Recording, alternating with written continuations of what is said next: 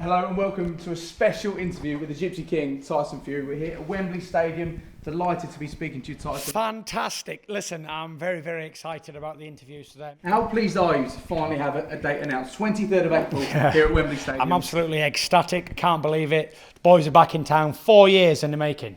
I've been away on the road for 4 years in Las Vegas, Los Angeles. I've been all over the place.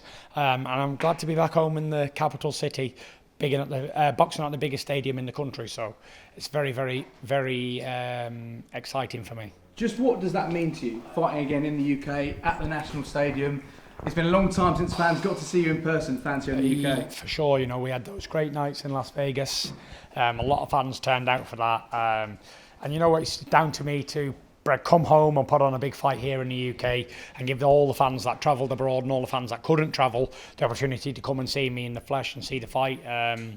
It's going to be an absolutely epic night. I've been told it's open to 103,000 people, which is the biggest gate attendance in British boxing history by far. And it's going to be an electric night. I cannot wait. The Gypsy King returns home to the throne and a defence against an all-British showdown. Cannot wait. Well, we can't wait for it. I wanted to take you back, though, to the days and weeks that followed the Deontay Wilder fight, because you're aware there were some whispers that people thought maybe you felt you'd given everything to the sport and the time was up. But is that something you really considered at the time? What's that? Giving up after the Wilder fight? After the Wilder Trilogy? No, I always wanted to come home. I knew I had more in the tank. And we'll see, you know, back at the Capital Stadium against the #1 ranked challenger in the world. He's had a lot to say.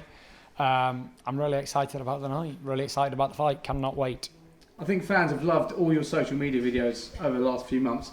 Yeah. What's it been like? How frustrating has it been trying to wait and trying to get a date or an opponent over the last few months? Yeah, over the last few months there's been a lot of talk of it was going to be Usyk, it was going to be Joshua, they were all going to step aside, and that was all too much for me, like all the back and forward and he wants this, he wants that, and the easiest option was to just make one fight that was simple, be mandatory, get Dillian Whyte out of the way, and then that's it. How close do you think we were to getting that unification with We Usyk? were pretty close, but there was a certain person who wanted an extra £5 million last minute, so it was a straw that broke the camel's back. Sick of negotiating up and down long time, so it was a load of nonsense, and I don't do all that. It's either going to be on or it's not. And now Dillian Whyte was a mandatory, went straight to purse bids. Frank won the purse bids, so fantastic stuff. We're both getting career high paydays.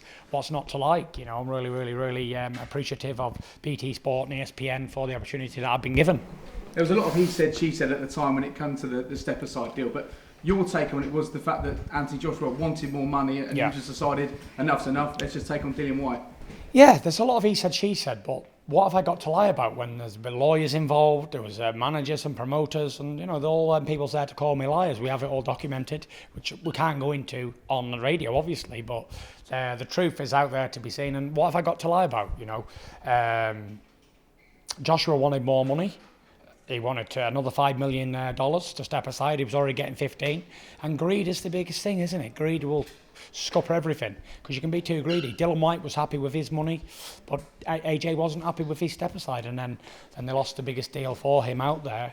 And now he's in limbo because obviously Alexander Usyk's back in Ukraine with a machine gun, and it doesn't look like he's going to be fighting anytime soon. When it comes to Dillian Whyte and this fight, we're really pleased it has been made. Anthony Joshua is suggesting that he's willing Dillian on in this fight. Has that surprised you? No, it doesn't surprise me because they're both beaten fighters. They've both lost a couple of times, and I'm the only undefeated one left on these shores.